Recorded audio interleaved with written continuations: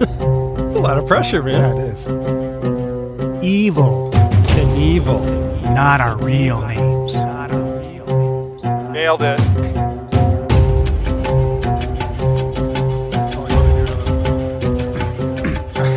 Oh, you want me to do my bit? Okay, here we go. Who are those guys? You're gonna love it. It's just a little independent. That might have been too much, man. Or something? We are the two inglorious bastard podcasters. Because I watched that. I like that. Yes, you did. And I forgot how good it was. Well, welcome to A Little Independent, everybody. The podcast where two friends talk about independent, obscure, just plain weird movies. My name's Ryan. And I'm Todd. Hi, Todd. Hi, Ryan. Oh, it sounded good. Yeah. Yes, I we rubbed were off. talking about movies that I feel like we've talked about that recently, movies that we hadn't seen in a while and liked them more than we thought. And Inglourious Bastards was yours. Yeah. Recently. Yeah. And I told you that I watched it from beginning to end, Yeah. and that was actually untrue. When I thought about it later, I picked it up. You fucking lied? No. Jesus. Lie has to have intent. And there was no intent. I just didn't realize that I That was actually untrue. picked it up in the middle. Yeah, it wasn't True Lies. Ha ha. Oh, Oh, I am Arnold. excellent. Yeah. We're having a good time. I can't get that scene out of my head with her falling off the pole on the... That is true. Well, we were chatting about movies as you're wont to do on a podcast, and I was going to tell you, my daughter has been asking to watch, like, you know, what she calls special movies with us, and there's a couple that she wants to watch, and a couple I've seen that have, like, decently hardcore sex scenes in them. She knows that they're in there. She knows we know that they're in there, and I don't want to... She's testing the limits of... Yeah. And she's just had a birthday, so she's 15 She's now? 15, and she's been real fucking smart about it with this whole, well, Dad, don't you want to, like, use that to tell me that, the right and wrong things? And Well, she is really smart. I She's could in all not the advanced be more classes. fuck no, I don't. But I don't want to be here right now. but she's talking to us about this stuff, and but movie-wise, there's a few I just haven't gotten to yet, and I didn't know when you actually could at all sit through a sex scene with your kids. Yeah. You're fortunate that she's so open and talking to you. Mine were more, because I was probably too strict. So they just go talk about it with their friends and, hide it from Dad. Oh, cool. Because Dad's going I'd to prefer blow his your top. version, actually. Well, Hide it from Dad. Yeah. Whatever happened to that? Yeah. I don't have that. My wife doesn't. There's no hide it from Mom either. Yeah. We get both barrels. We get all barrels. Well, because you sit down and talk with them, and they know you're not going to, like, lose your shit and ground them for 10 weeks and stuff. You're right. You're right. So they can do that. But I'm having a goddamn blast watching these movies with her. You know, like Sixth Sense. We talked about, like, watching her see it for the first time, and a lot of the movies that we do, I've gone back to think, like, I'm really excited to watch a couple of these with her. Because they're not maybe the first movies you think, because right now I'm just like, can't wait to show her Jaws and, all these just, classics in my mind. So even something like Dog Day Afternoon, All the President's Men. Yeah. She's so lucky, isn't she? The William Goldman series. But, there's that excitement, but, a bunch of these movies, and even like, it's one I picked, but Repo Genetic Opera, because she loves musicals. I think she'll dig that. Yeah. And this is one, your pick this week is one that I definitely could see, almost it being important to watch with her in a couple, in a number of ways. Really? I thought, yeah. Like for different cultures that exist. Strength. Okay. Ria's 17 in this movie. Yeah. And well, we could going on 40. Well, they're reading it, maybe what it is, but officially, because don't we always announce what the movie is. I guess we don't have to, and we may have discussed this before. Yeah. Interesting. We're trying not to be formulaic. Right. So unpredictable. So, screw it. Let's not say the name of the movie, any of it. No. Nobody who's in it. We're not doing any of that shit from the Yeah, top. we'll just talk about a complete The different movie this week is Winter's Bone. Yes. From 2010. And here we are. So I get the odd ones because my name's Todd. You drop the T and you get odd. So I get all the odd movies. Ryan, I think you did that on purpose. And I don't know. You let me pick the first. Or that's how we started. The podcast name was yours. So, me being that I started with one, I get 25, the silver anniversary, the big episode. So the reason I picked Winter's Bone is because it is the biggest independent, probably on all aspects, not budget, but the fact that it had 4 Oscar nominations and produced the biggest female superstar of this generation. Whoa. 2015 and 2016, she was the highest paid. This is going to be cool. I'm digging actor in the world into this for sure. I'd love to, Todd, man. Your brain, I love that. That was great. All right, I'm going to take a drink. Yeah. Can I drop the mic now and got to leave on a high note? The description of this film: an unflinching Ozark mountain girl hacks through dangerous social terrain as she hunts down her drug-dealing father while trying to keep her family intact. Again, from IMDb. Very close. The social terrain is her own family, extended family. So that's the only part. Which I think is a really goddamn interesting part of this whole thing. And I've got thoughts. And again, everybody who listens, we appreciate everybody. And we don't mean to be offensive, but I may say something offensive. Who knows? Well, they say it in the movies. But I am going to admit something to you that I don't think I didn't remember this movie at all. I can't even remember the circumstances under which I saw it the first time. Right. And looking back on it, it's not a movie that I would have actively seen based on that description at all. Yeah. Like, I know what I'm going to see. And if I feel like becoming depressed, I'll go ahead and press play on this. I did warn you. Yes, you did. I did warn you in advance. And the only thing I didn't say, which I wish I had when I was, delivering the what our film's going to be to you, was we're going back in the woods, baby. Yes, that's right. I didn't say it. Yep. I like how you created the concept of delivering the movie to me. How did you deliver what the movie was going to be? The last time we were in the studio doing the music mix, make me a cake, a custom cake, and oh yeah, that's what I did. Scratch off the top layer of frosting, which revealed Winter's Bone underneath. Oh yeah, yeah. That's what the listeners don't know. When we reveal the name of the movie for each other, it's under amazing circumstances of pageantry. Sometimes we fly to Europe for it. That's right. A little place. And we just try to outdo each other. A little place because of all that ad money we got and corporate sponsorships because people love us. So, billed as a drama and a mystery. Drama, mystery, yes. Would you throw thriller in there?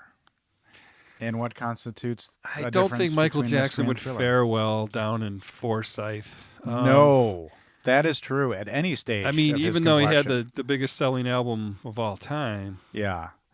I don't know that Thriller would go over down there. A few of these Gene Short people are secreting away a copy of Thriller and not telling anybody that they like it. Yeah. This movie stars the aforementioned superstar of our generation. Well, I didn't even say her name. By Todd. Littler known actress at the time, Jennifer Lawrence, who plays Ree. So, okay. I usually say, hey, do you know this? And it's fun because... Yeah, what do you know Jennifer Lawrence from? Well, before this, she was in a sitcom for 3 years. I know that from one of the interviews I was watching with her. And that gave her a lot of her training. But, what's really interesting about her, if you watch some videos of her interviews, when she's really young. And about this movie, she really appears just to be a natural actress. Like she doesn't have formal training. You know, when you listen to all the things she like, you know, like in music, you know, never went to, you know, like self-taught. And she seems she's just a natural. Just fucking cool as hell. Well, she's from Louisville, Kentucky. Louisville. That's where she was raised, and so she's got the whole Midwest thing going on, so that helps with being grounded. Well, her first feature credit is actually a 2008 film called Garden Party, where she's credited as the character of Tiff. And then in the same year, I think, she's in a movie called The Burning Plain with Charlize Theron. Interesting. They referenced that in an interview, and that was like a kind of a calling card. I guess she really stood out in that movie. I've never seen it. And there's a lot to say about her, to be honest. But my big takeaway is 3 movies after this movie, she was in X-Men as Mystique. Oh, was it 3? It was that many? I thought she like went right. No, it was I thought 2 it years was later. 2012. I clocked it as way later. So 3 movies after this, X-Men. The year after that, Hunger Games, and Superstar. And then forget it. And forget about it.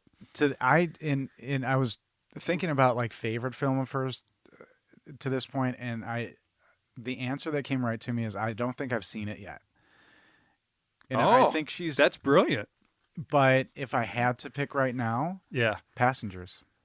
Ooh, that's a good one. I think she is tremendous in that. Yeah, and I haven't seen all her films, but you know, she is amazing. Was it American Hustle or something? Yeah. Yeah. Again, she's been great in a lot of things. I think like I've yet to see my favorite. Maybe not my best, but like my favorite of hers. Well, it's probably her best performance is yet to come. So the listing, so this one is a real ensemble piece, and we could have been here for days going through the cast. So I just called out a couple of people, but next, who I think should be cast next and is cast or listed in the credits next. Yeah.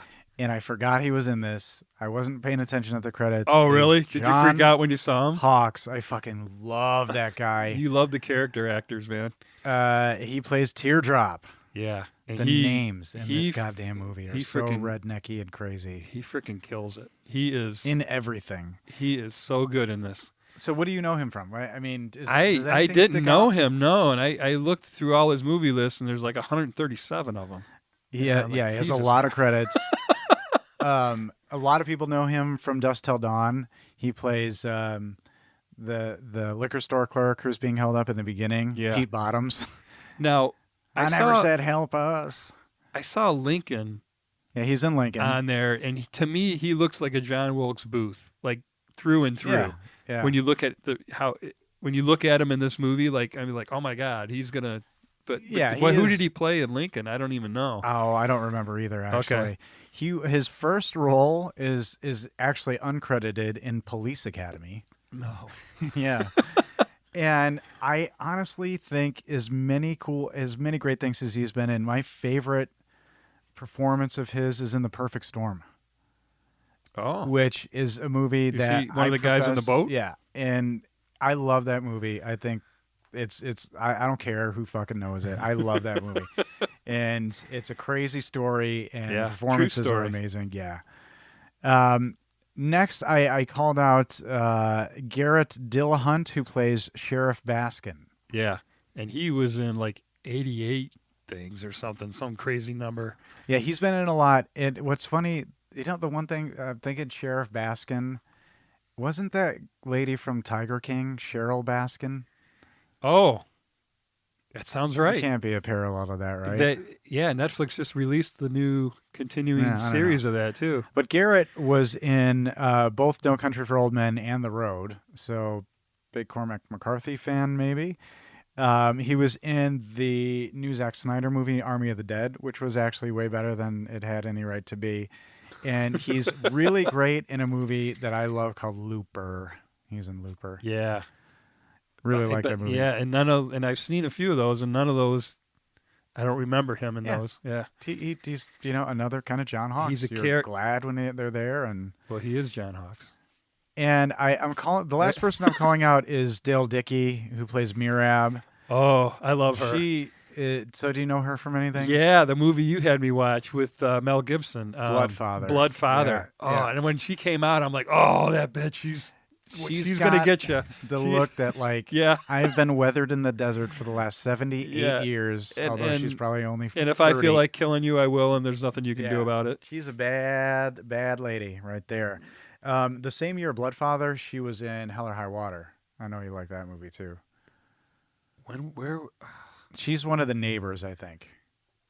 Damn it. Where he lives. Is that the one with Jeff Bridges and Chris Pine? Yep. And she's in that? Yeah. I don't remember her in that. She was in Breaking Bad, so she's got the good kind of crack look, you know. Hey, weren't you in that meth movie with Lawrence? Yeah, come on over. I would say she looks kind of. This is going to sound so offensive, but she looks cracked. Like she has a weathered look to her, but she is a gem of an actress. Amazing, and she plays Mrs. Davis in Iron Man 3, so she is in the Marvel universe. Congratulations! Oh, to look at her go! That's awesome. This was written by a couple of ladies. Deborah Granick also is the director. She's got 5 writing credits.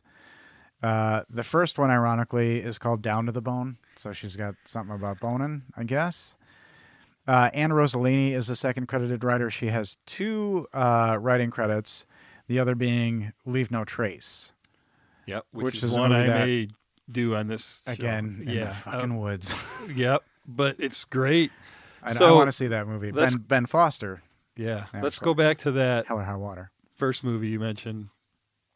Flesh? No, what was Down it? to the Bone. Down to the Bone. So Deborah is known for, she's only done, like you said, half a dozen movies, but she does them every so many years, but she immerses herself in the time and place and location and realism of it. Mm-hmm. And that's what makes the brilliant roles for these young actors. So she's launched 2 actresses. The first one was in that movie, Vera Farmiga? Yes. Yeah. That movie launched she's her. And then, of course, Winter's Bone launched Jennifer Lawrence. Vera so the Farmiga director is known for that. She's nowhere near as big as she should be. I mean, she was in that, I think, the last Godzilla versus Kong. So she's getting... Well, she was a scientist in Godzilla. Yeah, that's King of the Monsters or whatever. King of the Monsters. I like her a lot. And it was directed by Deborah Granick, as mentioned. Her last film was 2018's Leave No Trace, again, which looks awesome. Which is really good. The tagline. What would you guess the tagline is? Oh, I always wait for you. If this was your film, Deborah. Blood is thicker than water unless you live in Forsyth. All right. It's got a rhythm to it in a way. The tagline is, everyone's got a secret. Oh. Well, a little generic. Yeah, because your idea about she talks about it with Mirab about some bloods got to be worth something. So I like where you're going with, but everyone's got a secret. Budget $2 million, worldwide gross $13.7 million. So successful. Yeah, financially, and I think really rapid, pretty swift 1 hour and 40-minute running time. Yeah. So, I love the realism of movies, and did you feel like you were there? Yeah, did my you first feel note like you were so fucking rural? Yeah, but you felt like you spent some time. It says many times in my notes, I'm depressed. No. Yes, I felt like I was there. Do you feel better about your life now, Ryan? And that ties to and I have a specific note, I think, about costume design and some of the little things that you could take for granted in a movie like this. Well, and that's where the director comes in. She goes to the location. So it's from this movie, we should mention, is from a novel by Daniel Woodrow called Winter's Bone, and then is in that location in the Ozarks. So the director goes there and spends months with all the locals, immersing herself in the community and making sure that every piece of dialogue, and she runs it by the locals. Would you say this? Is this right? Does this ring true? And hires a lot of local people too, because in the dialogue does stand out. Yeah. In movies like this, it could come off cheesy or almost. There is one laugh in the movie, and I at least I had one laugh, legit. And I'll see if maybe you picked up on it too. Okay. But it didn't come off as campy or anything like that because it was so specific, I thought. And everybody did a really nice job, regardless of what their original dialect is. Yeah. So, that the opening scene just in that song. Way down in the Missouri. Yeah, it talks about molesting, and there's a reference of a banjo in the opening song. So they're telling is? you what's. Oh yeah, I missed the lyrics. Yeah. That was just the melody line got me. So this movie was nominated for everything. I mean, it was nominated for a total of 131 nominations, 63 wins. Yeah. Did you know it was nominated for the Gouldbagge Award for Best Foreign Film? Okay. At the Gouldbagge Award. And Todd intimated some Academy Award nominations. It was nominated for, 4 different awards. It did not win anything. But JHaw, Jennifer Lawrence, was nominated for Best Actress. She lost out to... Do you remember who she lost out to? I remember her sitting by... This is embarrassing. What's her the biggest Oscar winner of all time? Meryl Streep? There you go. Okay. I told you the names just That's why you work got me. fried my That's brain why you today. got me. Catch me when I fall. So I don't remember if that was the first time or the second time, but I remember her, just like kind of being in awe and sitting by a table by her was nominated that probably with was her. that. She lost to Natalie Portman for Black Swan. Oh, that's because now she had done a scene like in Black Swan. She might have won. Maybe. You think? And I believe this is John Hawkes, my man John Hawkes' only Oscar nomination because he was nominated for Best Supporting Actor. Yeah. Who beat him out? JHaw. and J-Lo and J-Law? Yeah, JLaw and JHaw. JHaw. John Hawkes. He lost out to Christian Bale in The Fighter. Oh. So I don't know. But think of that movie. I could see it a little bit. Yeah, he got robbed. Christian Bale got enough awards. The film does start with a lot of realism, and I did write so fucking rural. And there is a song lyric in the beginning. Banjos are strumming. Yeah. And then there's mention of not being molested. And so I'm like, okay, here we go. Here it is. Banjos are referenced, and banjo music plays throughout the Todd, score. You son of a bitch. Yeah. And I honestly, I can't because I'm rarely in the mood for movies like this. And usually I don't seek these out and I don't care. Right.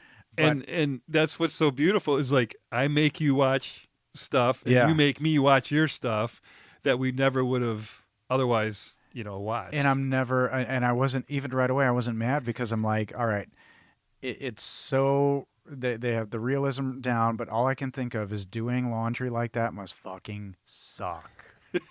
In the it's not winter, it's like fall. They're outside. That and fuck that. There's no washing machine. They just show her hanging the clothes on the line, yeah. so she had to be washing them in a tub, and then hanging them on the line. Exactly. And how clean or are maybe they the getting? river. And that's right. So the sanitation utilities are questionable. Where this whatever in Missouri must be where it is because Missouri is referenced in the song. It's in it was filmed on location in Forsyth, Missouri. They named 2 counties. If you play the Jeopardy music for 1 second. You know what? Hey, about to be a shout out to these counties. Folks, visit historic Christian, Missouri. And Taney Counties. Christian and Taney Counties in Missouri. Check those out, ladies and gentlemen. Entirely on location, yeah. If you feel like immersing yourself Winter's in this world. Bone film there, other things maybe, fall in love all over again with those 2 counties in Missouri. I don't think there was a single cell phone tower or cell phone in this entire movie. I think there was a cell phone because I think it was a flip phone. Maybe the cousin had it.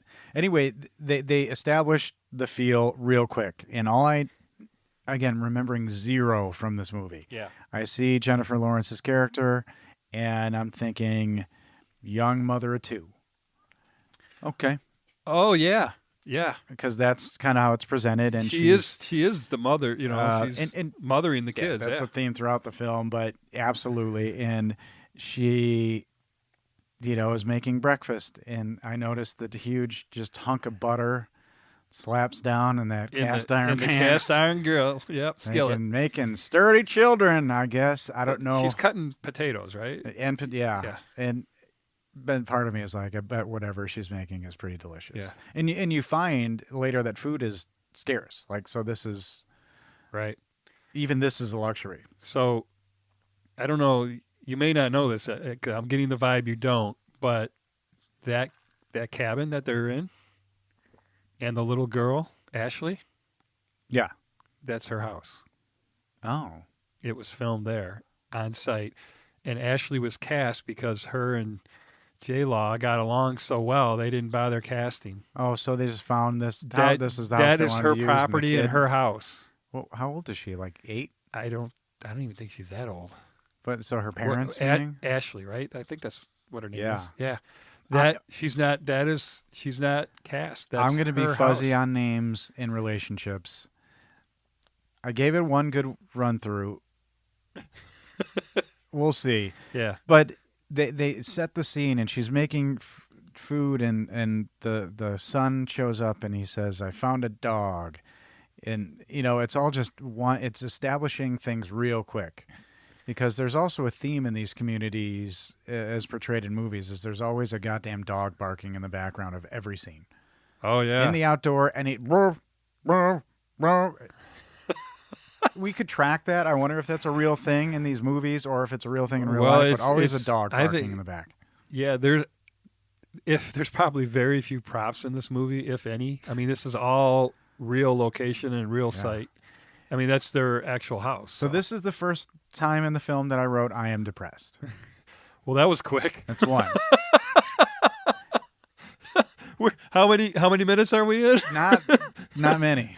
Less than 5. Yeah. So she's brushing her mother's hair, right? Is that what you're talking about when the boy comes in with the dog? This is before that. I think this is Okay. This is the morning. She's like, "I found a dog. I'm making breakfast."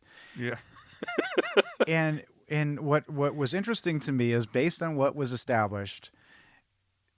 I think she's talking about going to school, and they go to school, and I'm expecting twigs stuck together in tents. I was not expecting a modern school. Yeah. I expected no roof.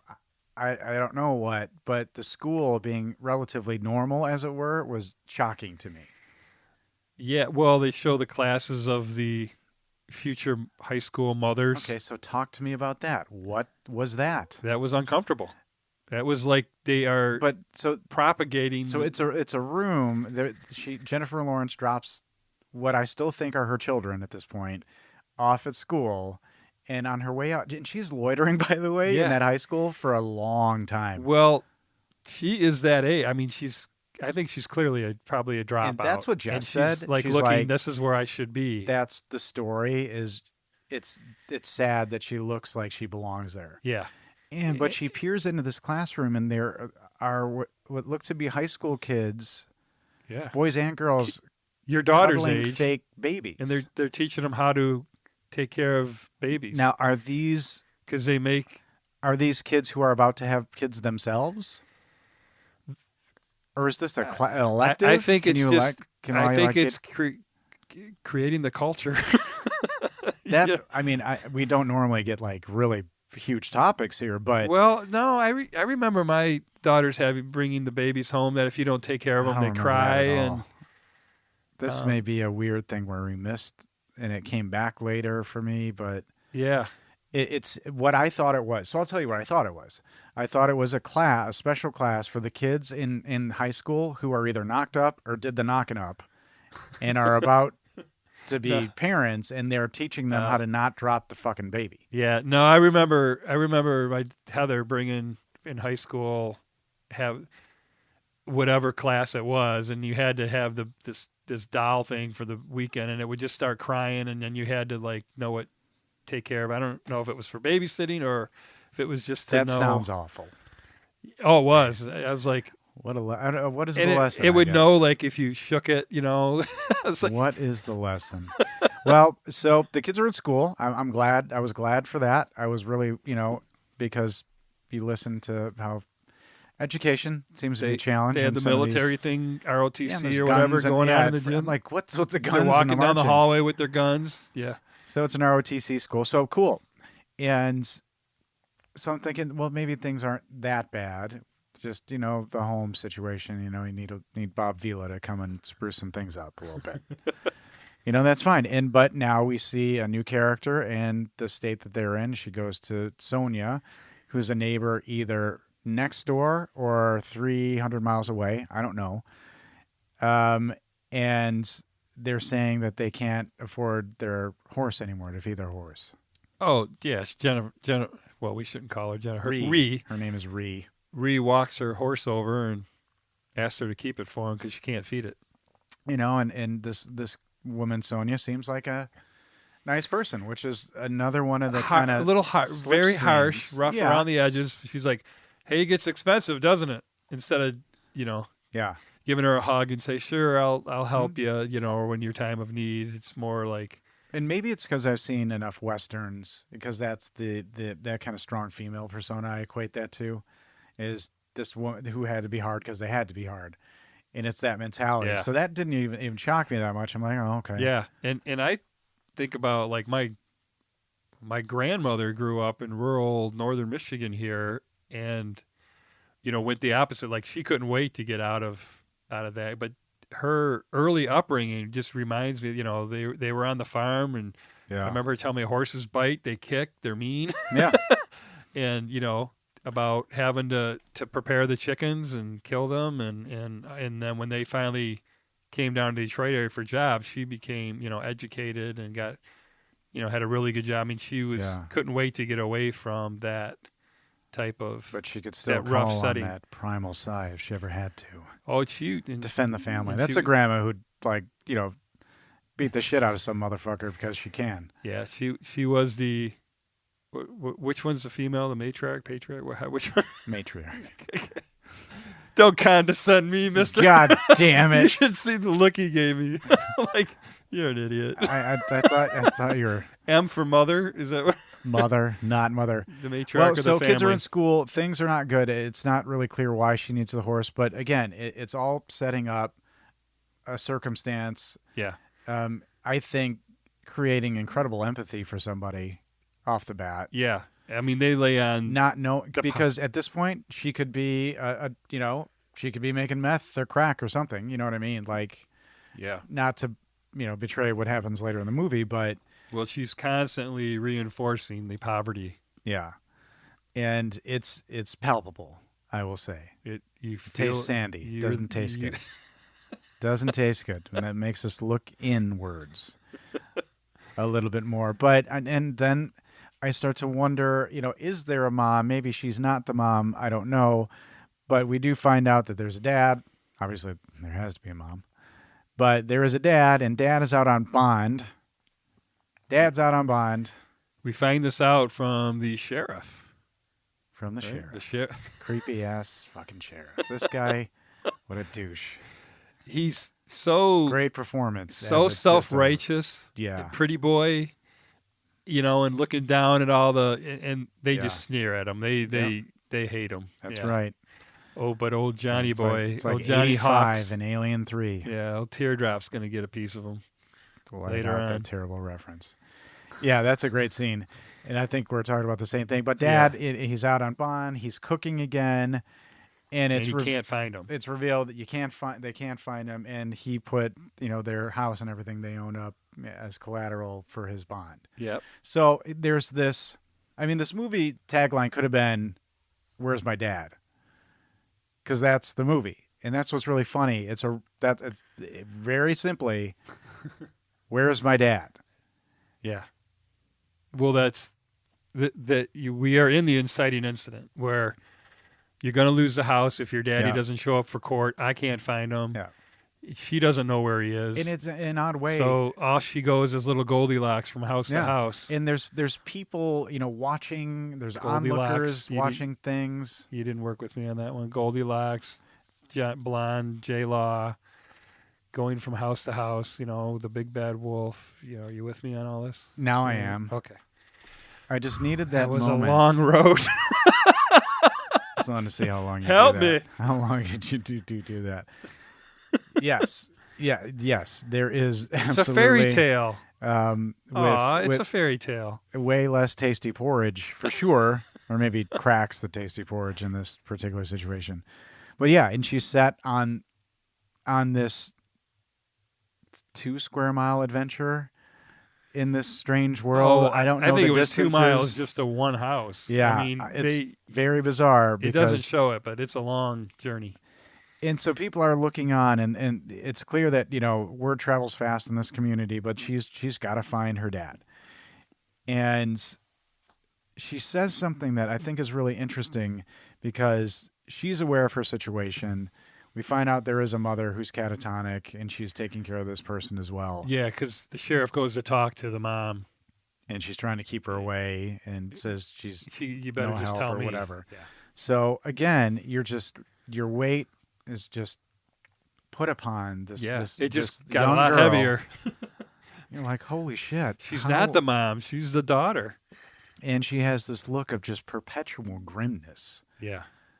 And she does. Jennifer Lawrence just does Forlorn tremendously well. Yeah, and it, like just, Charlotte Rampling in the swimming pool. I think we actually even talked about that. How she looked just perpetually fucking bummed out, and just did it really well. And she does that. Like the weight of her problems are on her face at all times. Yeah, and that's actually a criticism in some of the people who didn't like the movie. Like her face was just sour the whole time. Oh, those people are weird idiots. thing. Ooh, look at it. See, I see your cheeks getting red already. Hell yeah. Let's see if this review at the end is enough to make Todd punch me in my mouth. Yeah. Well, you didn't do it. Yeah. After a rough day at work, I can't be taking no criticism on my movie. And the gravity of what's going on, and even the kids say, why don't you ask for help? And Rhea has this line I thought was great: never ask for what ought to be offered. You're right. And the neighbor's skinning a deer, which again was, to your point, probably something that came from the director, getting the local nomenclatures and things like that. Yeah, or right out of the book, who was clearly from the area. And Sonia does bring food, and we find out the dad's name is Jessup, which is another dipshit name in these in the hills. And the last name is Dolly. Dolly. Jessup Dolly. Jessup Dolly. And Ree Dolly. But Ree is not her act. That's a it must be short for something. It's talked about. I can't remember actually what.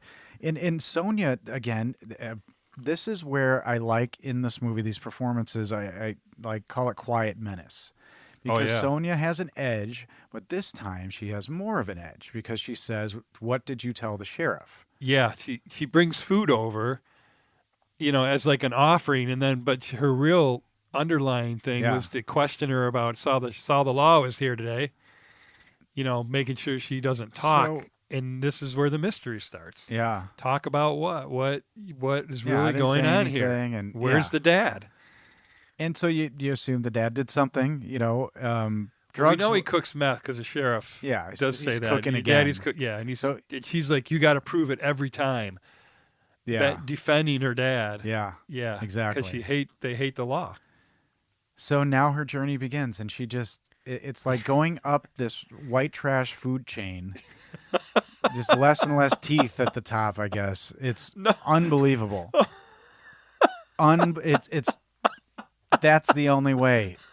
And there are going to be more metaphors like that. You are gonna break down in one of these locations that I have sent you to, whether it's Rust Creek in Kentucky or Forsyth in Missouri. No, it's good. You keep us firmly afraid in the woods, and I keep you perfectly baffled by the fact that some movies exist. Well, let's see what we've clearly established, like you like to point out. We don't go into the Appalachia, right? Mm-mm. From Still. Mm-mm. We don't go into the backwoods of Kentucky from Rust Creek. That's right. We don't go into Missouri. Right, those Ozarks. Down by the Arkansas line.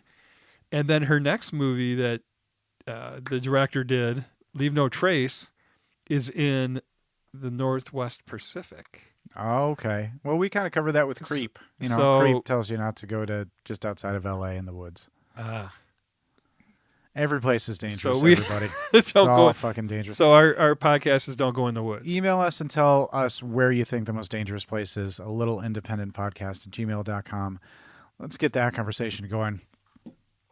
What I like about so they have to go see people in succession and kind of go up the food chain. And they start with Floyd, and Floyd, just another weird dirtbag. He's listening to the shittiest metal ever, like 90s garbage metal. So I wrote in here music ? To ask you if you knew that song, No, because I thought that's Ryan kind of music. It sounds like it could have been like they had a band do a song, like it's not a real song. They had a band do it for the soundtrack. So it was some local band's like demo tape. Yeah, it's just shit. Okay, so Clearly you didn't like like it. one dirtbag on top of another dirtbag, and he's just in there just being a dirtbag. Feeding the ferret.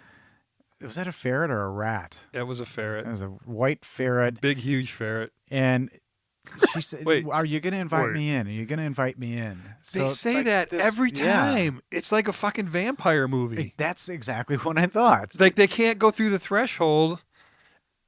And I wrote a couple of quotes down that they repeated, but I forgot about that one. Every single house, are you going to invite? So that's a thing down there because that's the reason they did it. Yeah, redneck vampires with their flannel capes and hunter's orange teeth. And the methomatic cookmaker. That's right. The methomatic.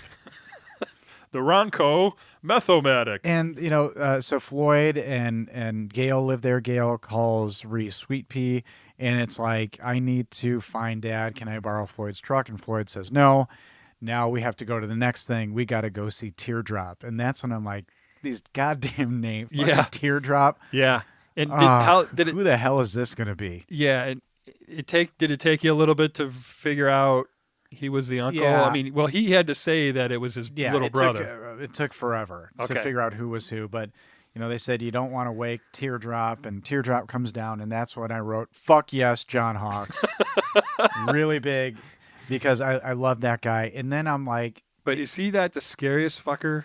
He didn't take me out of the movie, because looking back on it, he's definitely the biggest name in an odd way. Oh, if you look at it comparatively, in 2010, yeah, and especially now, even you have Jennifer Lawrence, of course, but he still rises to the top. So, but he didn't take me out of it. It actually pulled me in further. Like, all right, what's he bringing? Because he could bring silly, he could bring darkness.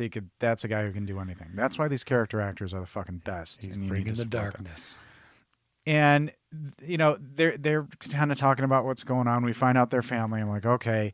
And then little Arthur is mentioned, and he does this move when he grabs her by her throat out of nowhere that just, again, establishes, okay, not only is everything shitty, there's imminent violence around every goddamn corner. Oh, every household has domestic violence in it. Absolutely. That she visited, and they're all cousins of one sort or another of hers. So grabs her, and... Because now the underlying principle of that attack was basically just setting her straight because she questioned him twice. Yeah. And he had already said no. So in a heartbeat had her by the throat in the back of the head, like he could end her right then. Yeah. And then he kind of like pets her hair when he lets her go, like, you learned your lesson, you're and she's family. It's another underlying theme in this, just bullshit male insecurity leading to horrible actions, violence against women. It happens to the sheriff, and that's what it is, and it's small and disgusting, but and then Little Arthur. I'm like, there's another goddamn name with fucking Little Arthur. And they tell her to stay close to home, and they give her money and a doobie for the walk. So here you go. They're real cavalier. They're always, like, he's trying to shove cocaine in her. Yeah, well, little Arthur ran with her dad. They did meth together. Yeah. Yeah, so that's why she goes off to see him. Maybe not up the food chain. It's aside the food chain. They go to another place that looks just as shitty as the last place, but I still don't know how far away these things are. Yeah. Little Arthur mentioned... Well, she goes to see Thumb. She goes to see this girl, and I'm like, this is Megan. And I'm like, oh, okay, is this little Arthur's? And that's when, Reese says they cook crank, and okay, sorry, I called it whatever. And little Arthur, that actor, Yeah. I actually really like him too. Did you recognize him? Not really. He's a real good creepy actor, and he kind of steals this one scene in Superbad where they go to this party, and it's where they're trying to steal. They empty the dishwashing detergent, put the beer in it, and but it's a much older party, and they end up in a room with a bunch of people like doing serious drugs or whatever. Yeah. And this dude, they're trying to be other people, and this guy's like, "Oh, I heard you can sing, man. Sing me a song." And he's just wired out of his mind, and he just kind of stands out. He's also in a movie called Alive. Remember Alive? The cannibal movie? No. This Brazilian soccer team that crashes in the Andes Mountains. Yes. Yeah. Yeah. Infamous. His name's Kevin Bresnahan, by the way. He's in Alive? Mm-hmm. Oh, I just noted that as interesting. Yeah, no, it 'cause I was wanted such to a bring great up movie. Yeah. Alive. That's a good one. And again, so little Arthur, he may be the one who has a rat.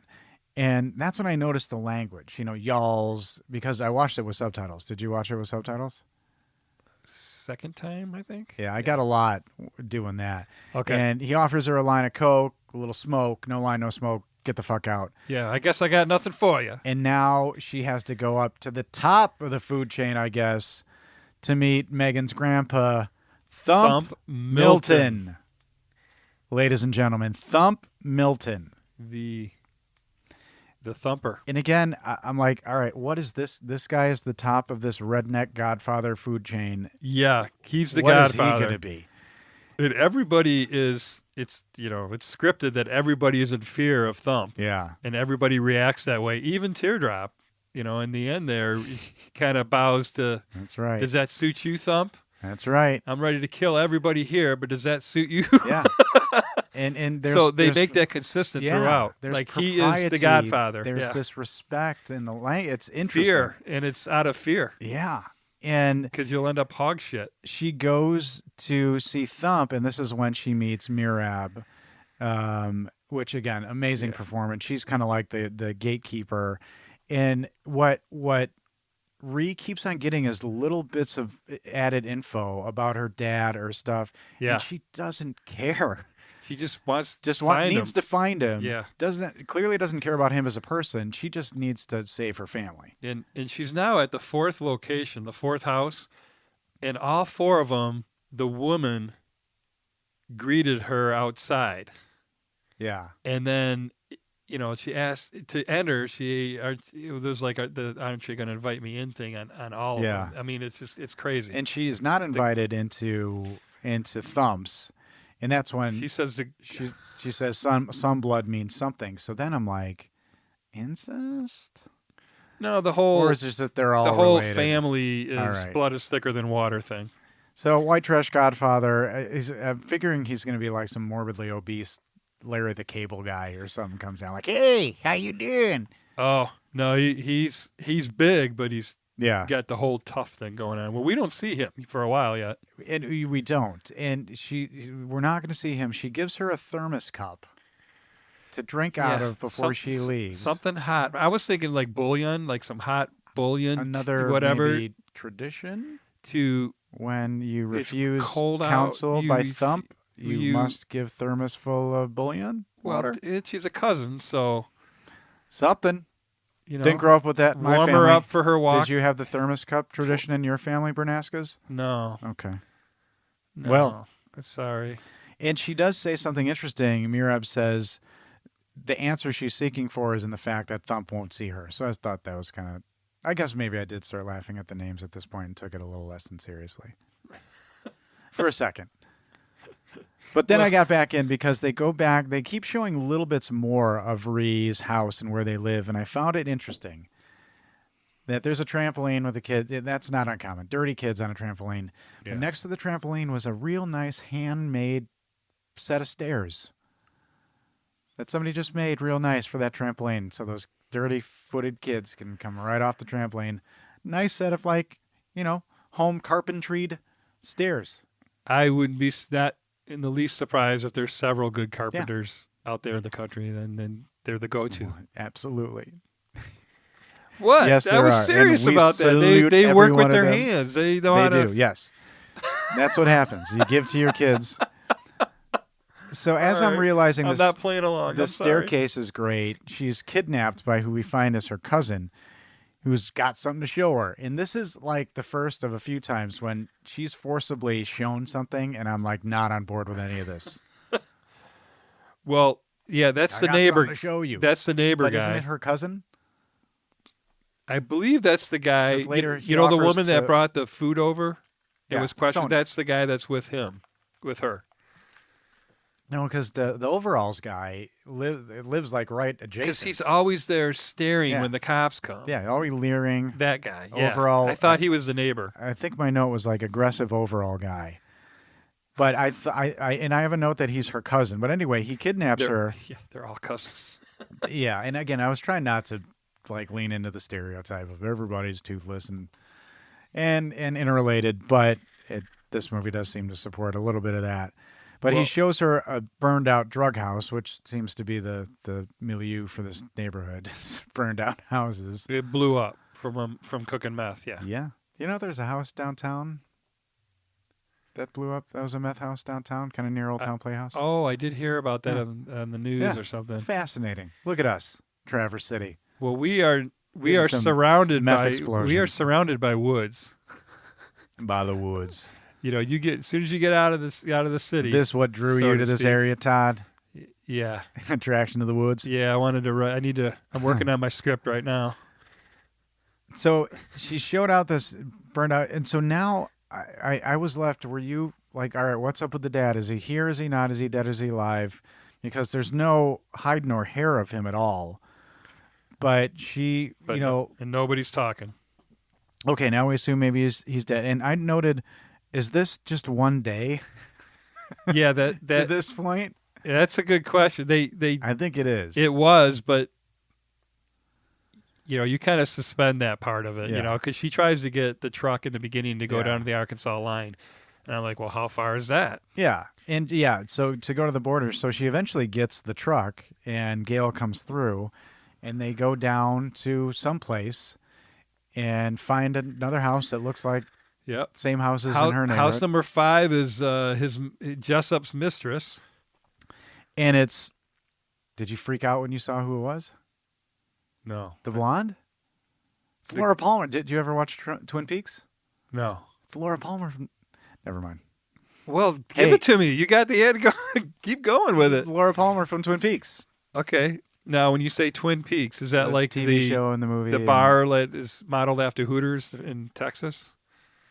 Because they have one in Slightly. Taylor. They have one down in Taylor, Tucky, where I'm from. It's not really breast related at all. Because that one is. I went there. The show. It's more, weird, cherry pie related, mystery murder.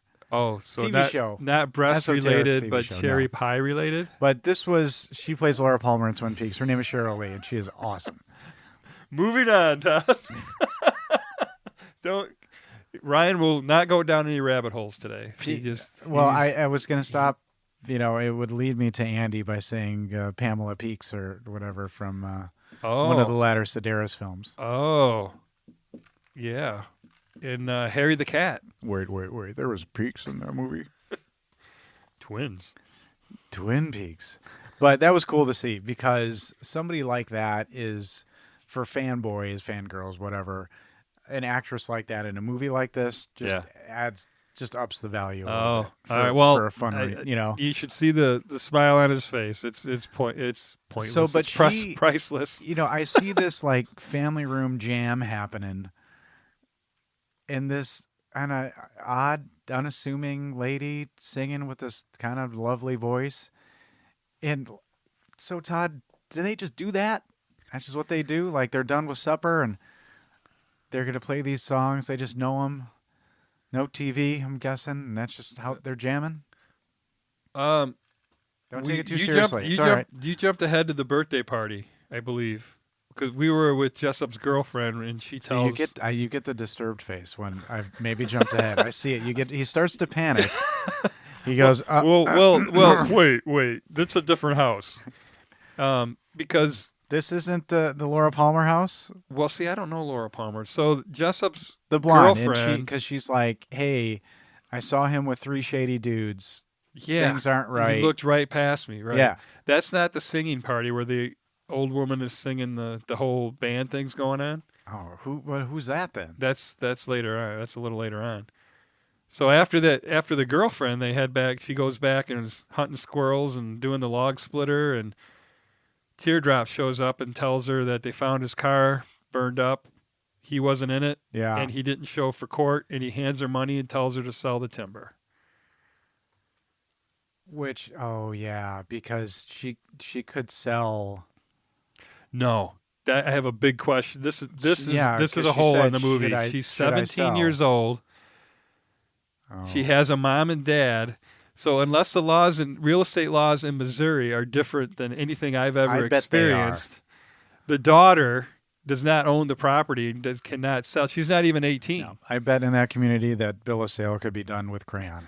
So so for me that was a little bit of like, And what? Wait, what? It She didn't can't occur sell to the me. timber. Yeah. So yeah, You know why though? Because she's the adult in this whole movie. yeah, you're right. She's supposed to be. Oh, she says she's 17. When She she says- goes to the she says recruiter, she's we find out 17. she's Yeah, 17. That recruiter. Oh, I love that guy. That was great. And this is when I started noting the costume design, and it can be so easy to miss. Giving accolades to something so simple like just the stains on people's Yeah. clothes where they were, and just the way everything looked, their shoes. I would not just be really well surprised done. if all that was because most of the actors, besides the ones we're naming, are locals, and that's Yeah. everybody's real clothes, and it's completely authentic. Yeah, probably. I really, if she could have done that, she would have. The scene where she's walking with her mom. This was going to be my clip actually, but I think I wouldn't want to ruin this for anybody. The scene where she's walking, and I'm like, what the hell is going on with this mom? Because I'm thinking dementia. She just lost it. She checked out. I'm led to believe so, like intentionally, like so she's faking. No, just her mind went. Because I don't know what the term is Throughout the for rest it. of the movie, she slowly starts to recover, right? Not really. Because she's starting to look at photos, and by the end, she's shucking corn. I mean, like, Yeah, they but seem to she show doesn't this. engage with anyone. But there's more recognition. In this scene, she is just a blank stare, and Rhee is just asking for her help. Yeah, It's I one think that's the only time. time we see her cry. And Jesus Christ, like that was well acted. That Yeah. was well done. Yeah, Bravo, top to bottom, masterclass, unreal. Unreal. yeah. Just And it looks like even with Rhee as a character is talking to her catatonic mother, yeah. she's still like, it's a knock on her pride to ask for help, even in this situation. Right. Can you just help me just this one time? And you can tell it still felt bad to her to even say. Yeah, But holy shit. yeah. And nothing. She gets nothing from her. And the Bond guy, I thought, the Bond guy was interesting acting because he didn't seem super rednecky very much. He kind of stood out in a way. I just Yeah, feel like we should play the Bond guy As shows I was up. saying it, I'm like, yeah, Which right. is your favorite Bond? Yeah. Who's your favorite so Bond Sean guy, Connery Ryan? shows up in this movie, and it's incredible. Daniel Craig, fucker. Oh, Daniel Craig shows up in this movie, and he parkours over the hood of a car, and he exclaims that Jessup's a runner, and then he shares that he was initially short on his bond, and somebody came in and laid down a sack full of money to help cover. Crinkled up money. He Yeah. makes it a point to say, I think that was his reference, like it was drug money. Yeah. Crinkled up, wadded up money. So that was didn't leave interesting. his name. And okay, so here's my the one laugh in the movie. Do you know what I'm talking about? No. Because they're saying like who he is, and the guy said he must have left his name in his other pants. Intimating in my head that in their heads they only have two Two pairs pair of of pants. pants, yeah. And that wasn't Even a rich guy like that only has two pairs of pants. I love that. well. How it's all meth money. How rich can you? Yeah, that begs the When question. we're You're like, defining who are they rich, selling to? You're not like, necessarily just financial, but your life is not very rich if you're. So this is where partaking. I'm thinking, you have the opportunity to sell something. Look into the direction of where maybe big buildings might be and just go a little bit closer to that. Leave. This is another point in the notes where I wrote, I'm depressed. Because now she has a week to prove that her father is dead or she loses literally everything. Yeah, that moment actually kind of makes you gasp a little bit, when she says, "How long do I have?" And he says, And maybe, within a week. And how would this guy know even? Well, So he's that's what he does. It for a wraps living. ratchets up the tension, and again, Perfectly. the weights just, Yeah. just add on to this poor girl. Yeah, it's like she's carrying this, thing Yeah. on her shoulders with weights on each side, and Yeah, then just every adding house she another goes to, one, they yeah. just keep adding More more and rocks in the more pail. weights, and yeah. Yep. And now she goes to what I find fascinating, a cow auction. This whole thing. Well, so out of complete desperation, she goes to where Thump goes to find works. Thump. Yeah. Is that it? That's where his day job? You get that feeling. That's his thing, So was this not fascinating to you? Yeah. I would pay money and watch. I'm not kidding. And watch that. Oh, Watch those people. the whole auction thing? Yeah. I don't know why. The 4-H thing is huge up here. You can do it all over. Is that what Tommy Boy is talking about in Tommy Boy when he's like, we can cruise the 4-H babes? So Ryan is from all the major big cities in the U.S. Chicago, That's correct, yes. Miami, San Francisco. So that will help you listeners understand that he really has no concept of anything that is out in the country. I do. I have a concept of what's out there. And it's all movie based. Yeah, it hurts my butt. Banjo movie based. Well, yeah. All right, now that's out of the way. Now that we're an hour in. Oh, yeah, but you didn't use a phone reference. yeah, I'm no. really shocked. I thought you were haven't. gonna. You did on the phone earlier. You You for were the easy firing laugh. off the bone references one after another. Hard not to do that. But oh. she goes to this cow auction, and she's abducted by the gatekeeper, by Merab and her posse. And did you notice they take her into the shittiest barn that has the nicest electric garage door? Yeah, well, this is back at their house. Yeah. Where she first went. So she chases Thump around the 4-H auction deal, whatever that is.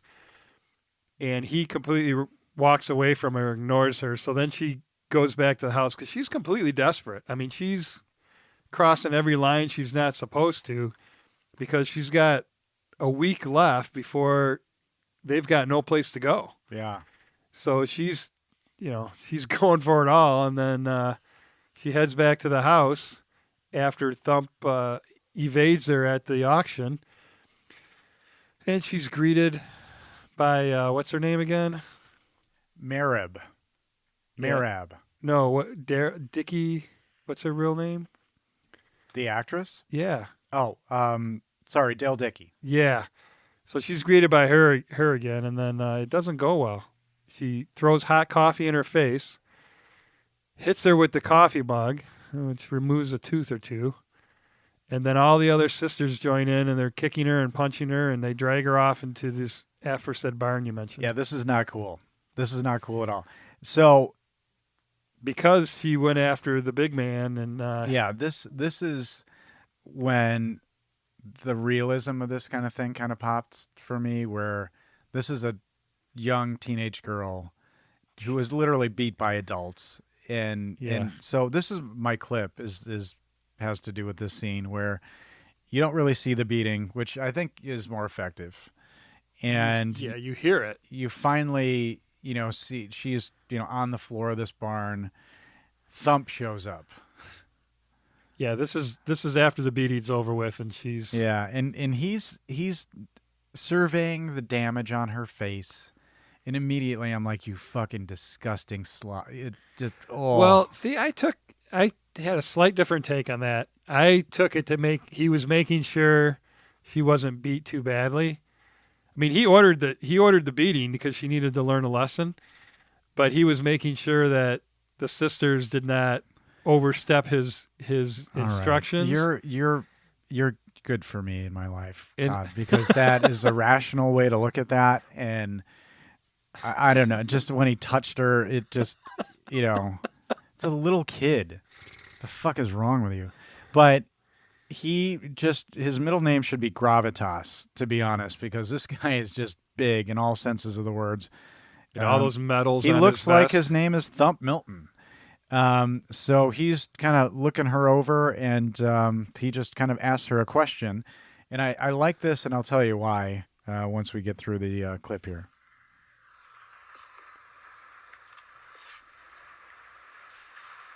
You got something to say, Charles. You best say it now.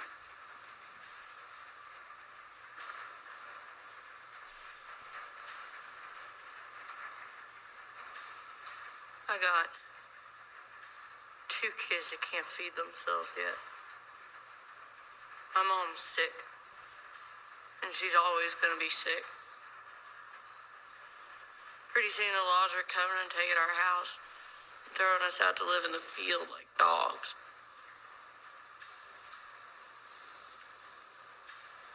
If Dad has done wrong, Dad has paid. And whoever killed him, I don't need to know all that. But I can't forever carry them kids. And my mom. Not without that house.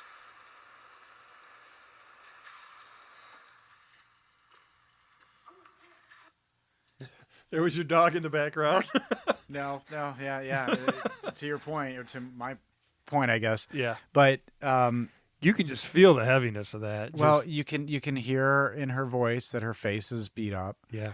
And it's another instance of this young woman standing up to adversity of every sort.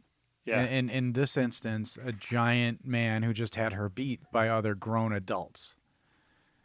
And the look on her face and the way she just says, I can't. And then it makes you realize how important a shitty little house could be. Yeah, it's a roof over their heads. I mean, it's everything. Yeah. Yeah, clearly. And, I didn't, my next clip was going to be when Teardrop comes to get her, because John Hawkes Yeah. should have won that Academy Award for that scene alone. Alone. It's so good. Yep, that and the one with the sheriff. I love that one Yeah. too. But the reaction of the other people when Teardrop arrives, the one guy going, I ain't standing here naked when that crazy son of a bitch comes in. Yeah. And what he meant by naked was without a gun. Not strapped, as the kids would say. Not packing the heat. Yeah. I'm showing I'm not generational strapped. there. No. You're Just good. strapped, Yeah. more You current. sound like Joe Piscopo. You should be proud. Oh, who? 1990 who? I tried to do an old guy zing, but the irony is I'm as old as Todd. Yes. I just wanted to talk about Joe Piscopo is all, to be honest with you. No, Poor you fellow. got What me. happened to him? We've talked about him before. Thanks for the zinger, which is another old, when the Twinkies went out. And in Teardrop, this is another thing that shows this like hierarchy, this Oh yeah, this fiefdom, this redneck fiefdom, and you I said believe it earlier this about is what really exists. I mean, it's like entering another world. Is that not scary as shit? This to me was like going back in time 100 years Yeah. or so, maybe even more, but still exists today. Yeah. Yeah. Just let that sink in, because unnerving. that's how things were, and then the modern age came in, but some places stay the same Yeah. because of the poverty level and Yeah. and the drugs. That's true. And they're finding the best alternatives that they can or don't think. And when I said look towards where the tall buildings are and move closer to there, I know it's not always possible, but sometimes just maybe move the next town over, something. Maybe there's an Arby's there. There's something. Start small. I don't. You got to be able to leave. I'm contradicting myself everywhere. But they get her home, and Sonia shows up, and she brings painkillers. But the thing that got me here is this 17-year-old girl. Yeah. They put frozen veggies on her midsection, which means they also like kicked her in her ribs. Yeah. Oh, they were kicking her when she was down. Yeah. And as she's about to literally pass out from pain, she asked them to make sure the kids were doing their homework. Yeah. She's the mom. And out. Absolutely. It was beautiful. And her girlfriend, the one with the baby from earlier, that got the pickup truck. Yeah, Gail. Thank you. Was nursing her, was taking Yeah. care of her and putting the see, they don't have ice packs. They got frozen peas in a bag. Well, we've pulled out the frozen. Again, my wife is very, very accident prone all the time, and this is just not like a way to say like I'm beating her at home and I'm like making alibis. But we were reminded last Thanksgiving we had this second half of this trundle bed. Did she comment on the frozen bag? Like, oh, that's what you'd have to do. Oh, for she me? was asleep by then. No. Oh, she was out. Did not made it this far. No. Oh, okay. But we had this trundle bed that was broken, and she's just like awesome and jumps in to fix things, even before me or before I even think about it. And this thing snapped back and hit her, bam, right in the face. Like almost took her eye out, like huge cut. And that was last Thanksgiving. Because I was saying this Thanksgiving, I'm like, it's nice and mellow. I feel like we're ahead of the game. We don't normally have a lot of people, but I'm like, I'm not stressed at all. I like, honey, are you good? And she's like, well, you remember last year, like, I blasted my face open and you were literally doing everything on your own. I was like, oh, yeah, I guess. But it just felt nice and mellow, and I really don't remember if I had a... Were you accident-free this year? Yes, accident-free this year. But so, yeah, we used frozen peas on her face. That's what I was trying to say. But then she passes out, and we go into one of my favorite parts of the movie is random black and white squirrel footage.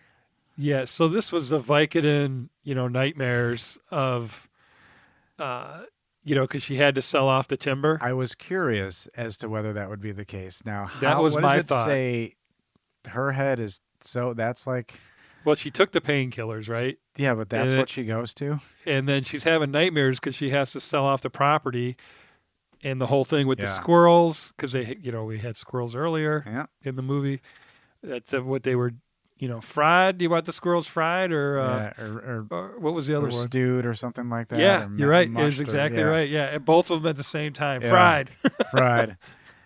And now she wakes up from the squirrel nightmare and realizes she needs money. And this is this, the sad, like, she just doesn't know any better. She goes back to the Army recruiter, for which she was denied previously, and tries to go to the Army again.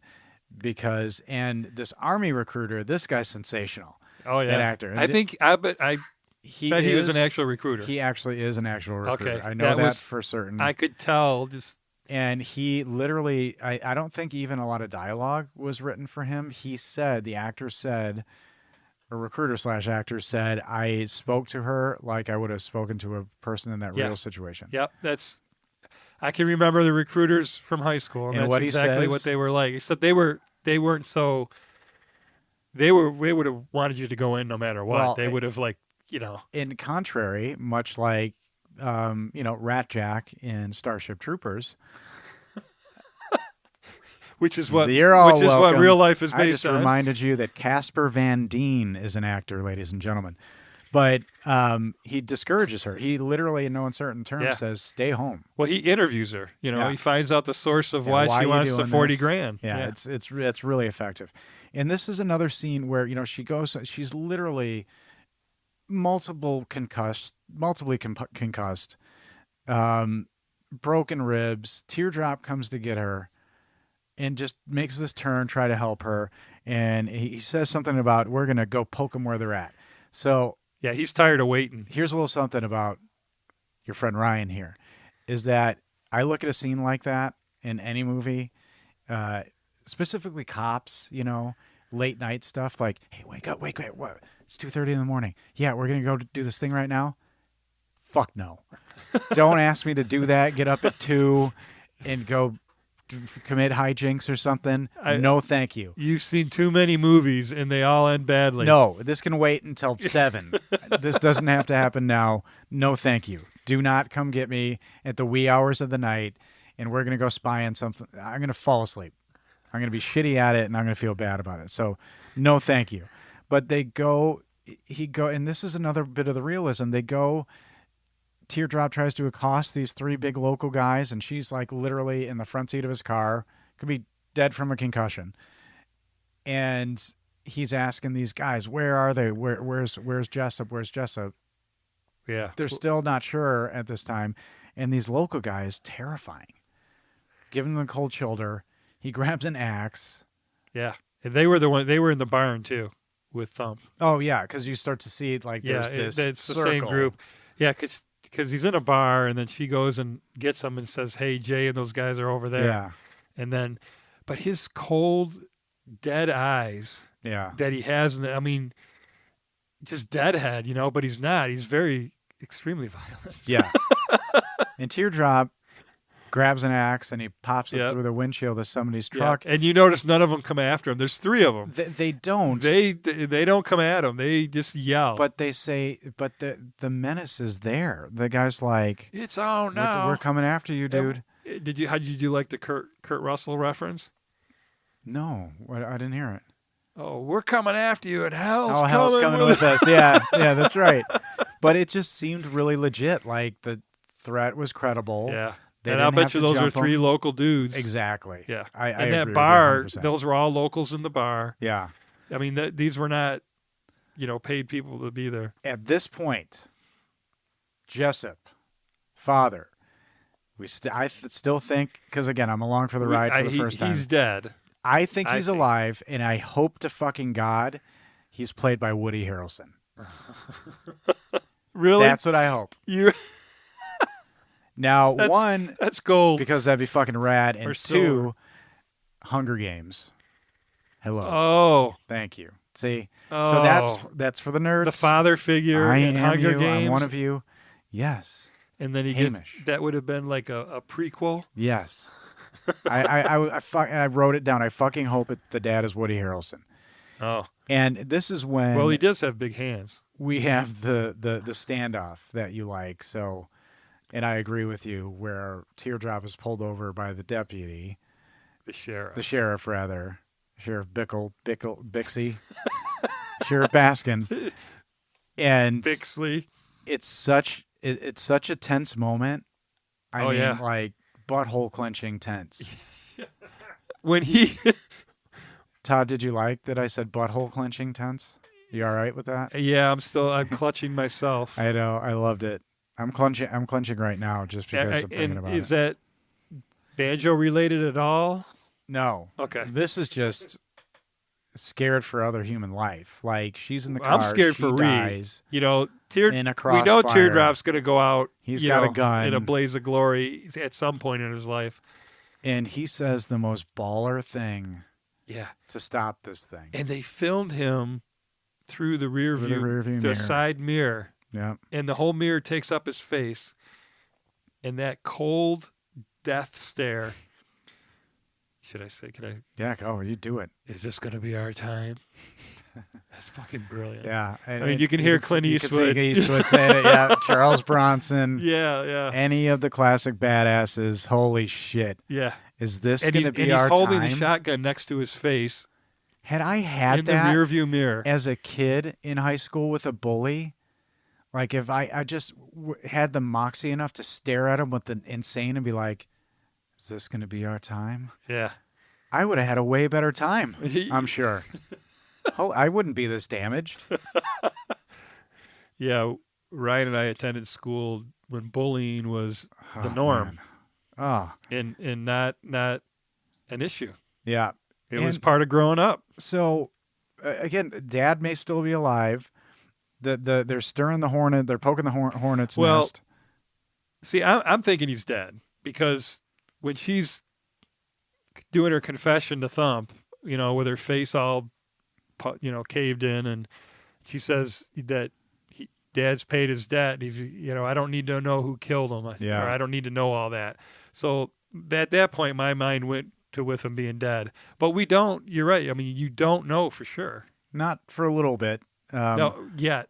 And we find a little bit more that the father was a snitch. Maybe things start to come to light. Yeah, when Teardrop and Ree start bonding even more, and he starts actually. But again, revealing to her, he does. But there's still the menace underneath. Yeah, quiet. You're always afraid. Hill people menace. Even if they're being nice to you, Yeah. I'm like, I don't know, dude. They have a dead stare and they don't blink. You know those black eyes.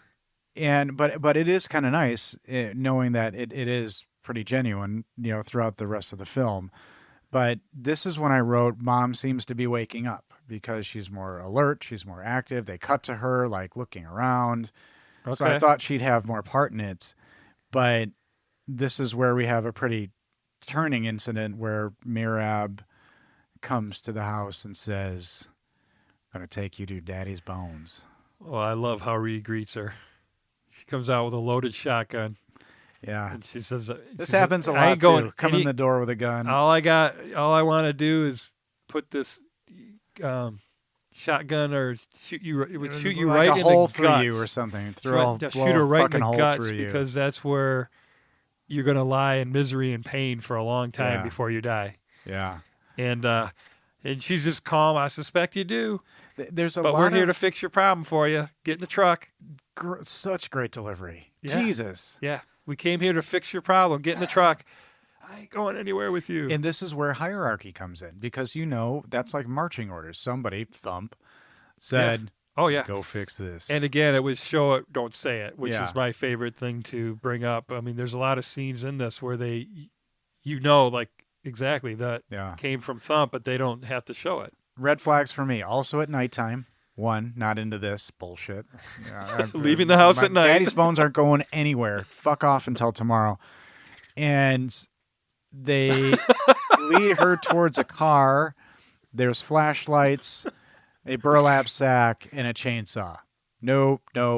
Right. All of those things. They cover her head in a burlap sack to take her to where she's going. So were you thinking she's murdered right now? I had that concern. I didn't think so, but then when a boat comes into play, I was still concerned. Then a boat comes into play. Goodbye, Ree. It was all bad. But I guess that would be fixing her problem if they killed her. Correct. That I gave credit enough to the writing to be like, okay, here we go. Yeah. And then I'm thinking, okay, is this? And then the most god awful scene. Yeah. The most gut wrenching. Yeah. Your little girl. This was hard to watch in a way. Your little girl. I don't want to give this scene away for those who haven't seen it. What do you think? Yeah, I mean, most people have seen this movie, I would think, because it's so big. Yeah, and it does, it's a major plot point. But let's just say the father is dead, and there's a certain burden of proof that is upon her to prove that this person's dead, so that she can keep the house. So he finds, and that's how they fix her problem for her. They find a way to do that. We'll let you enjoy the gut wrenching scene. And and this involves the creepy sheriff, and this is when again his just fear and his just bullshit insecurity. He has to tell her, hey, at that standoff, I didn't back down. That was part of my plan. Yeah, she delivers him a package. Yeah, a burden of proof, and then he's just got to let her know that he didn't back. Now, I mean, he could have been.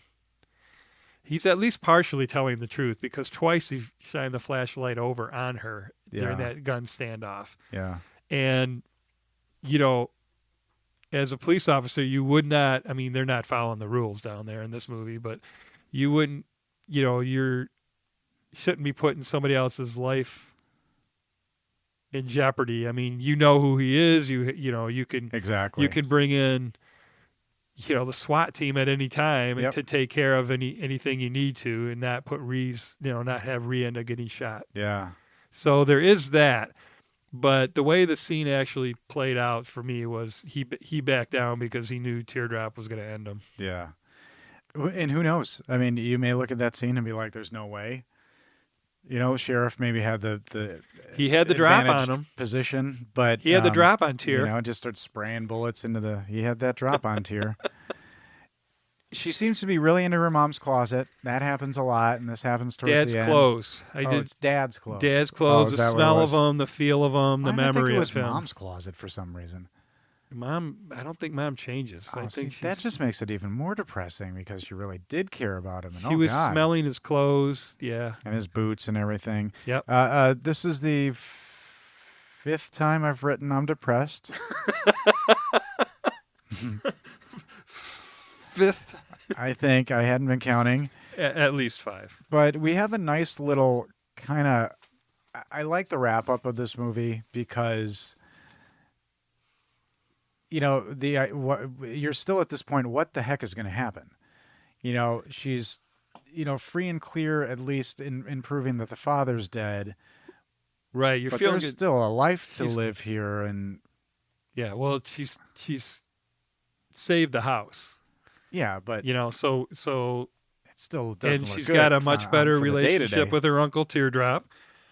So you're feeling pretty good at this point. You should be feeling better, Yeah. Ryan. And it should be. It's kind of. There's a couple times where people like try to take her kids. In another term that they use, raise them on up from here, and even Teardrop was part of that. And that was another thing. I'm like, where's social services?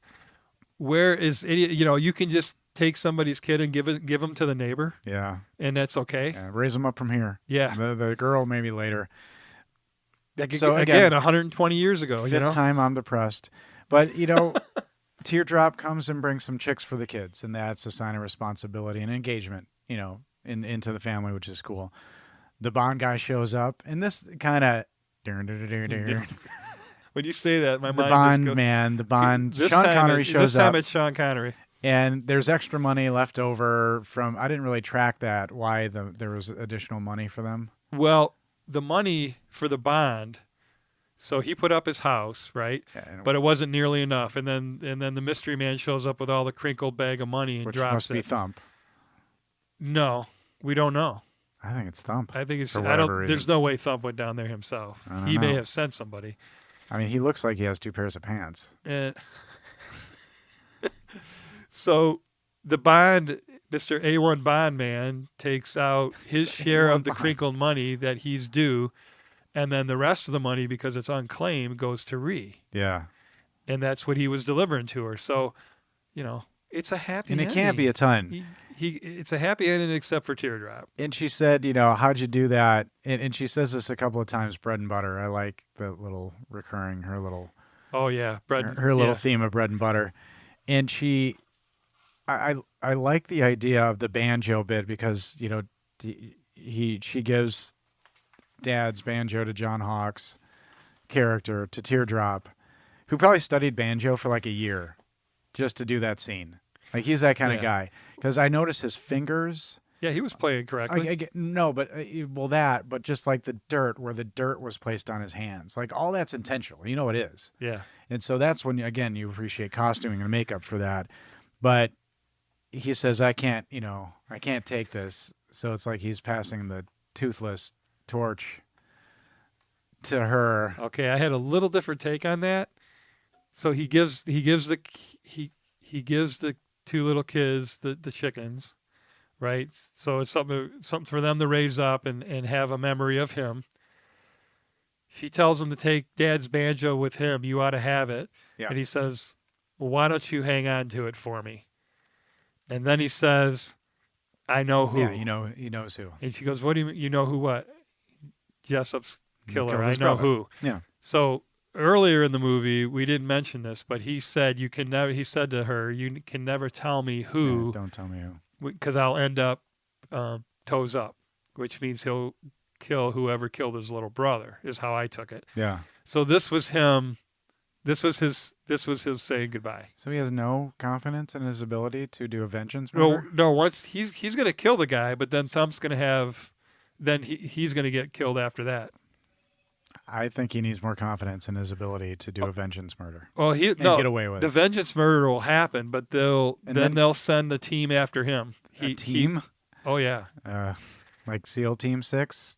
Well, like Forsyth Team 8. I guess so. And, the last shot of this movie is what resonated with me most, Todd. I'm going to tell you that.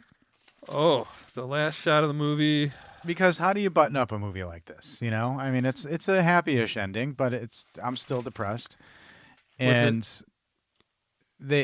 it's an iconic shot from the movie, and I realize you see it in a lot, but it's the three of them sitting on the porch, dirty porch.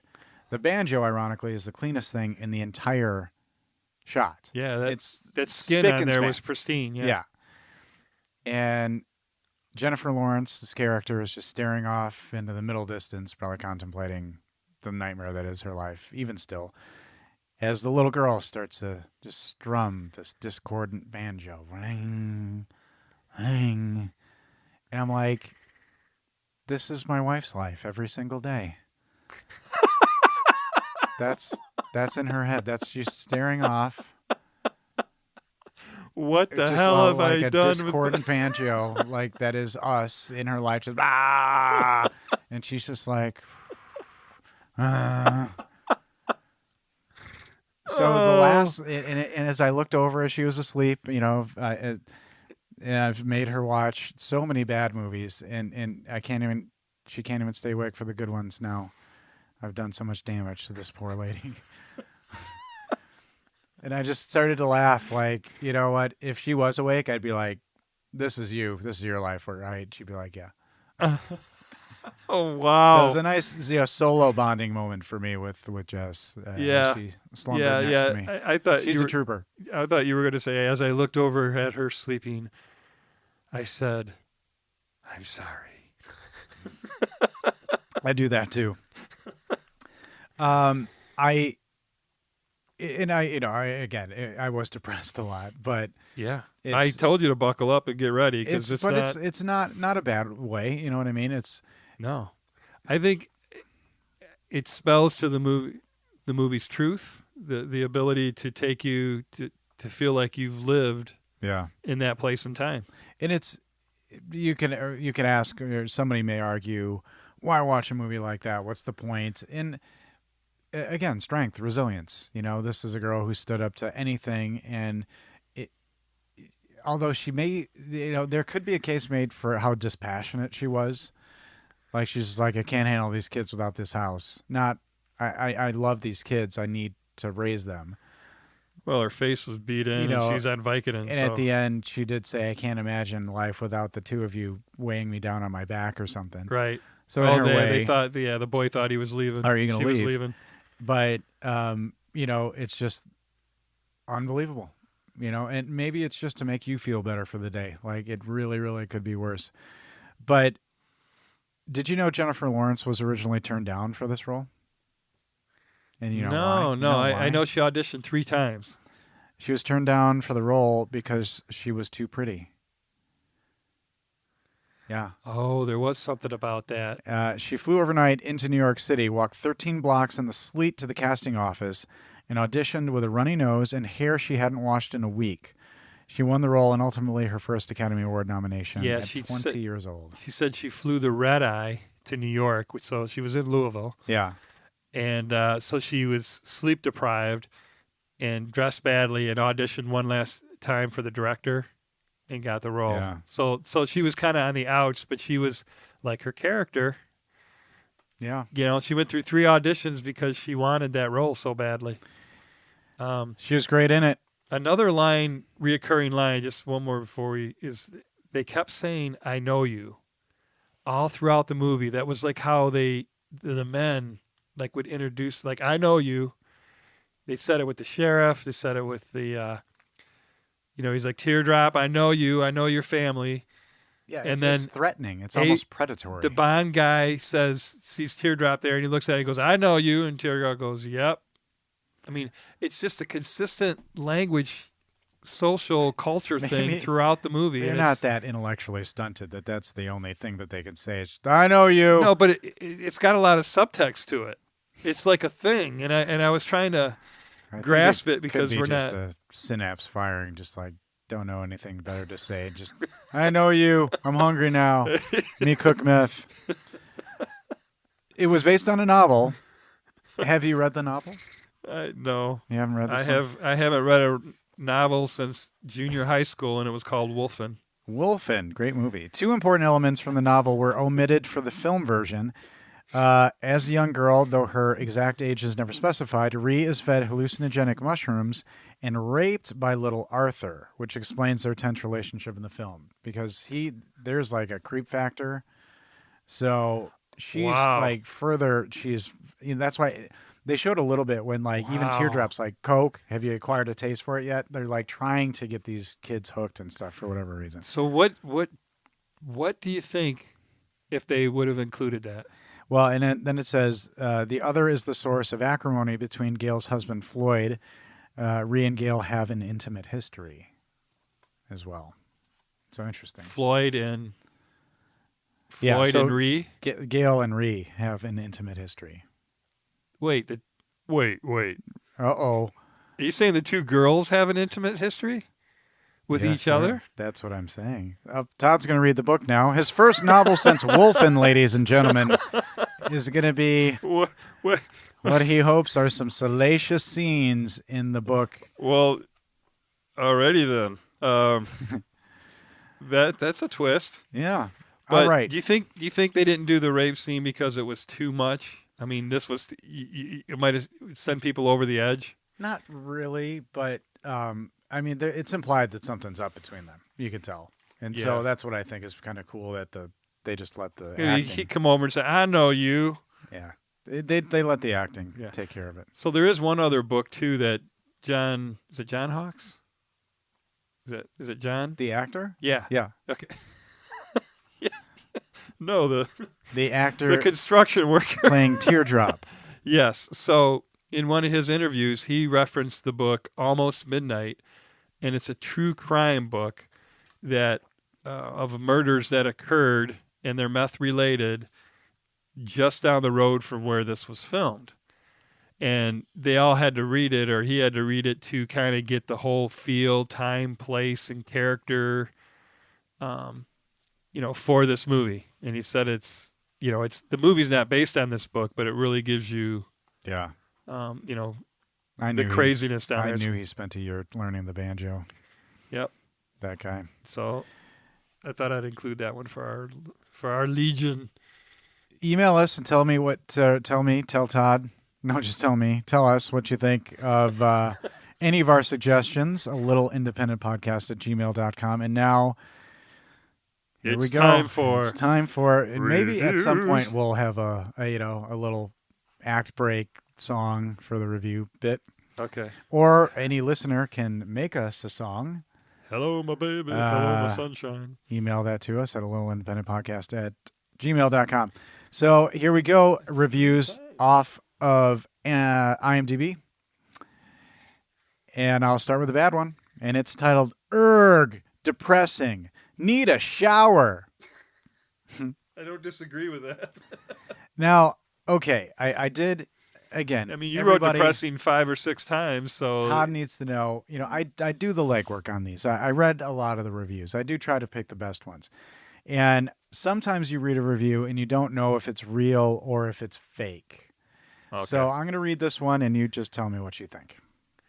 When you say fake, you mean somebody's just saying it to get attention kind Just of thing? tell me what you think of this 1 out of 10 review. All right.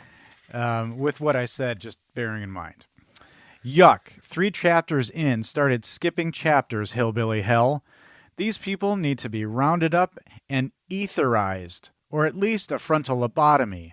All these large, 4-headed, sandal-wearing, artsy-fartsy fringe festival reviewers are living their, spelled wrong, cerebral fantasies out in lauding up this movie, must be smoking the same crank as the scumbags in the movie, but probably, though a uber-expensive West German Art Deco bong made of the foreskin of a Mongolian yak. Wow. That was beautiful. I'm not done yet, but Okay. I mean, if there is some kind of radio Emmy, I'll take it for getting through that. Yeah. Yes, these people might call me a Philistine or a plebeian, but I do enjoy many classics, such as THX 1138 or 451. I assuming he means Fahrenheit 451 or the George Lucas classic THX 1138 got a sequel. Anyway, they were interesting and had social comment, but watching They were interesting and had social comment, but watching this just made me want to have a shower. It was a total depressing dirge, a waste of digital tape, thankfully not celluloid. This was the most boring, going nowhere movie I've ever seen since Sex, Lies, and Videotape, and that I walked out of too. There are movies out there like the Bourne series that I can watch over and over. They are entertaining and interesting, and only thing this movie did was to give me the urge to pour curry powder into my eyes and run down the street yelling feces. All right, I have to say that was entertaining. That was an entertaining review, and Sex, Lies, and Videotapes was a good movie. Yeah, so. This is he walked out of so. This But I is like a the Bourne movies too. So. 50-year-old guy, probably. Yeah. Anyway, yeah. Listen to this episode again just to hear that review, and we'll end with a positive review. All right, just like our ending. Creepy, unnerving, and wonderful. Released in 2010, starring Jennifer Lawrence. Screenplay written by Deborah Granick and Anne Rossellini, and based on a novel by Daniel Woodrell. This is dark and gritty, and left of center, and is the kind of thing I love watching late at night, curled up on the couch. Alone. It's not comfortable watching, but it isn't meant to be.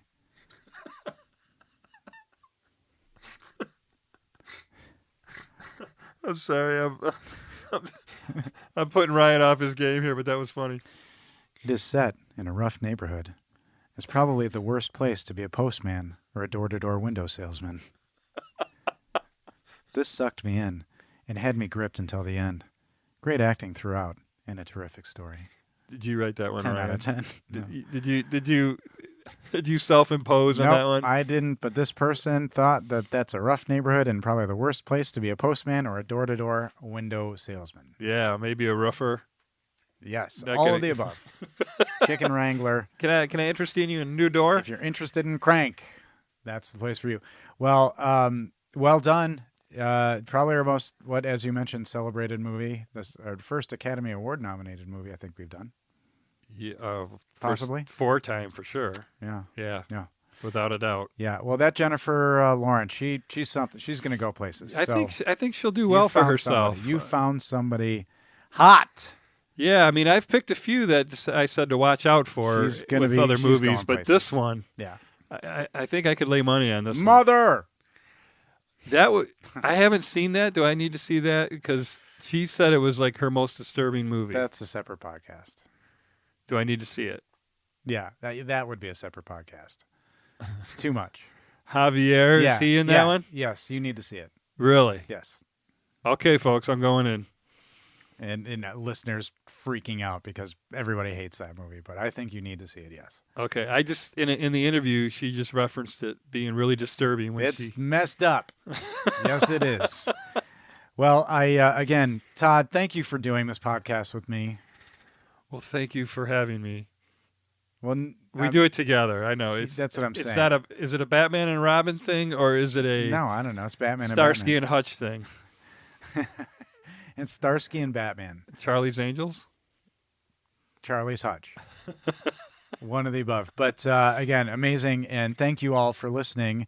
And again, email us at alittleindependentpodcast@gmail.com with ideas, suggestions, whatever you'd want to see. We want to hear from you. And if you've got criticism, we get it, but be as constructive with it as you can. We are always a celebration of independent film. So That's we're right. not here to over criticize. I mean, we joke around and stuff, but really the whole bottom line of this is that we want to honor the independent filmmakers. Your Honor, Your Honor. Well, Todd, You're out of order. Yes, Ryan. we'll always have Monty Doro. Who are those guys? You'll love it. It's just a little Love it. It's just as Like- independent. You're about to say You'll love it. It's just a little independent. You're gonna love it. just a little independent.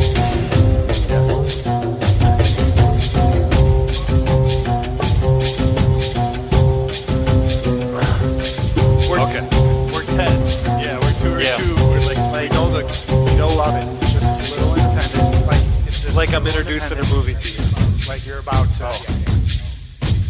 All right. Yeah. Like, Yeah. Just a little independent.